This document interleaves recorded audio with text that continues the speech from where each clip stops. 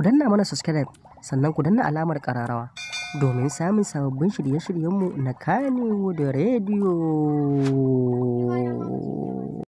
Inna lillahi wa inna ilaihi raji'un. Duniya ta zo ƙarshe. A ce a wannan zamanin mace ce take neman namiji ta ce ya aure ta, idan kuma bai aure ta ba za ta kashe kanta?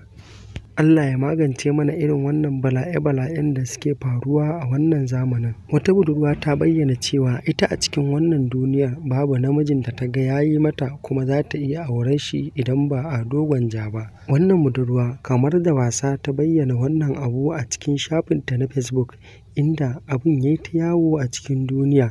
Ana zaton cewa abin da take faɗa ƙarya ne, inda a kwana a tashi wannan baiwar Allah ta kwanta rashin lafiya, inda mutane suka soma fuskantar wannan soyayya da take yi wa wannan mawaƙi Ado Gwanja ce ta kwantar da ita wannan rashin lafiyar, inda mutane suka nuna mata cewa ai ya kamata idan kina son mutum ki je ƙafa da ƙafa ki faɗa mai, ba wai ki rinƙa bayyanawa a duniya kina son mutum ba, domin shi bai ma san kina yi ba.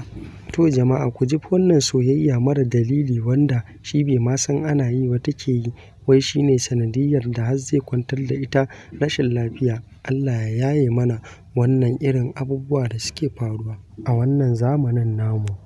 Ku danna mana subscribe sannan ku danna alamar ƙararrawa domin samun sababbin shirye-shiryenmu na Kannywood Radio.